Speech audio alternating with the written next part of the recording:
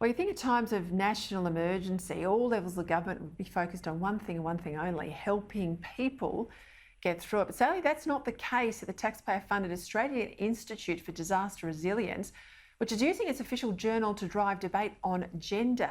Just this February, the foreword to the Australian Journal of Emergency Management observed, quote, responses to disaster are often shaped by hyper-masculine images and terminology, with firefighter heroes battling the flames.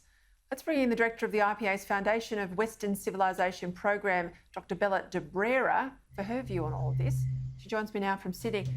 This woke nonsense, Bella, a hyper-masculine, I can't stand that word. That didn't just end with a foreword, did it? That was the entire journal was devoted to what they're calling gender justice. Gender justice comes straight out of the university gender studies departments, as you can imagine, and it's based on this total fiction that men and women are just a social construct and there is no gender. It's extremely worrying that this kind of thing is now embedded into most of our institutions and in something as vital and important as emergency disaster relief.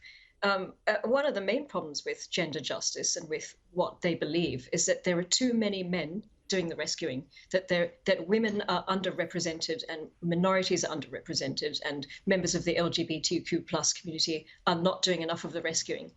And you and I know that there is a biological reality out there, and that is that men are stronger than women. They have a physical advantage. So, if there was a choice between me rescuing me and a 25-year-old young man who goes to the gym and is at the peak of his fitness, I know who I'm going to choose. So look, if you're all right, you're petite. Yeah. I wouldn't want to be trying to pull someone out of a drowning. I wouldn't want to be trying to pull someone out of a burning building.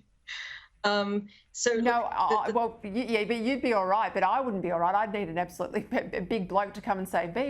But the term hyper-masculine, this gets under my craw because you make the point, you're right, a lot of the heavy lifting or most of the heavy lifting in emergency service is done by men. I'm not saying women don't have a valuable role. I'm not saying women are not on the front line, but it's just the same way as it is with our soldiers, our military. Look at Ukraine.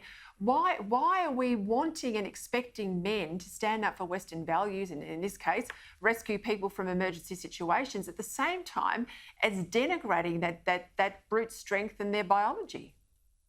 Yeah, look, the problem is that it's an attack on men and masculinity. They make up a problem that doesn't even exist, and then they offer a solution that we don't need. It's not a problem that there are too many men rescuing people from flood disasters. How much do we spend on this body? We spend quite a few thousands of dollars on its taxpayers' money, and taxpayers have a right to be angry, especially the taxpayers who had gone through 2 floods in Lismore recently, when they have been spending all their time and all our money on worrying about radical gender theory, when there are not enough flood evacuation centres and levees. So I think taxpayers should be asking a lot of questions and they should be very angry. Keep your eagle eye across this, Bella. Appreciate your time and keeping us, on our toes on all of this. Keep government on its toes as well. Thank you for your time tonight.